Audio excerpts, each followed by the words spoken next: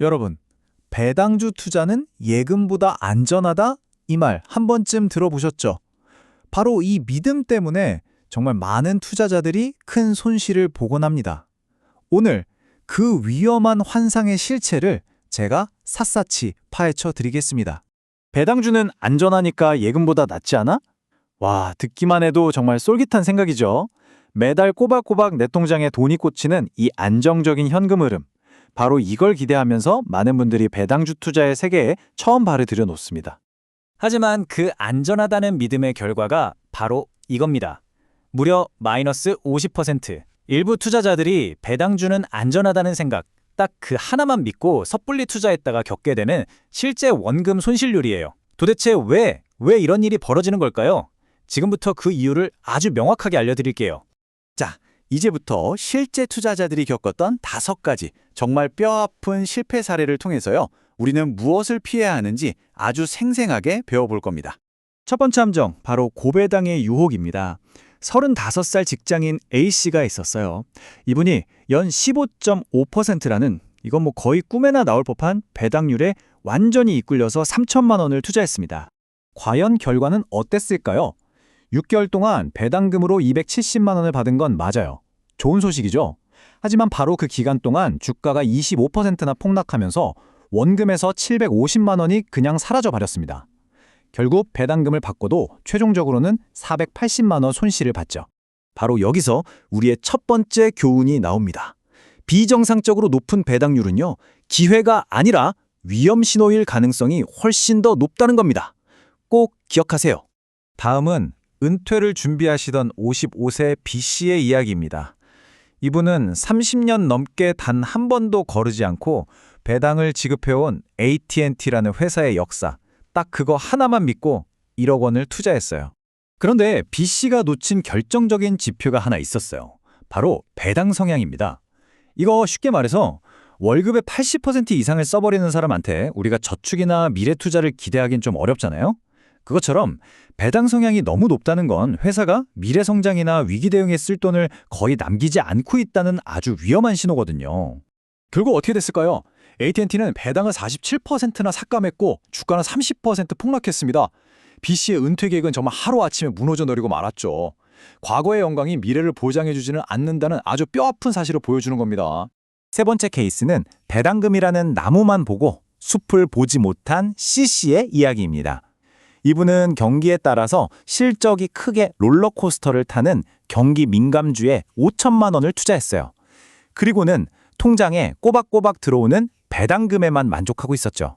하지만 투자의 성패를 가리는 진짜 지표는 바로 총수익률입니다. 내가 받은 배당금의 주가 변동까지 합친 거죠. C씨는 배당금을 받긴 했지만 주가가 55%나 폭락하면서 그의 총수익률은 결국 깊은 마이너스를 기록했습니다. 배당금이 그 손실을 메우기엔 턱없이 부족했던 거죠. 네 번째는 3억 원을 투자해서 연 2,400만 원의 배당을 받은 사업가 D씨의 사례입니다. 와, 겉보기엔 정말 완벽하게 성공적인 투자처럼 보이죠? 하지만 여기에 함정이 있었습니다. D씨가 놓친 건 바로 이 금융소득 종합과세 규정이었습니다. 배당 소득이 딱 2천만 원을 넘어가는 순간 그의 세율은 15.4%에서 24%로 껑충 뛰어 올랐고요. 결국 예상치도 못했던 세금 200만 원 이상을 추가로 내야 했습니다. 결국 어떤 계좌를 쓰느냐는 그냥 사소한 문제가 아니었던 겁니다. D씨의 실제 수익률을 갉아먹는 핵심이었죠. 이처럼 세금 전략은 투자의 선택이 아니라 필수입니다. 자, 드디어 마지막 사례입니다. E씨는 모두가 좋다고 입을 모아 말하는 우량주, 리얼티 인컴이라는 단 한 종목에 자신의 전 재산 1억 원을 전부 투자했습니다. 그 결과는 정말 극명하게 갈렸습니다. 아무리 좋은 주식이라고 해도 시장 전체가 흔들릴 땐 피할 수가 없었죠. 만약에 E씨가 여러 자산의 둔을 나눠 담는 분산 투자를 했다면 손실을 마이너스 5% 수준으로 막을 수 있었을 겁니다. 결국 E씨는 20%라는 하락을 견디지 못하고 공포에 질려서 주식을 전부 팔아버렸어요. 스스로 1,550만 원의 손실을 확정 지어버린 거죠. 이건 그야말로 스스로 자초한 비극이었습니다. 자, 이렇게 5가지 실패 사례를 쭉 봤습니다. 그럼 이제 우리는 어떻게 해야 이런 함정들을 피하고 성공하는 투자자가 될 수 있을까요? 지금부터 그 방법을 제대로 알아보겠습니다. 사실 성공하는 투자자와 실패하는 투자자의 차이는 굉장히 명확합니다. 단기적인 고배당의 유혹을 뿌리치고 분산 투자나 세금 전략 같은 장기적인 원칙을 지키느냐 마느냐, 이 마인드셋의 차이가 모든 걸 결정하는 거죠. 그래서 이제부터는 여러분이 앞으로 모든 투자 결정을 내릴 때마다 직접 활용할 수 있는 아주 구체적이고 실용적인 도구를 하나 소개해 드릴게요.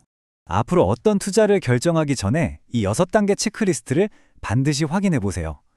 첫째, 배당률과 배당 성향을 점검해서 A씨와 B씨와 같은 실수를 피하고요. 둘째, 회사가 꾸준히 성장하는지 확인합니다.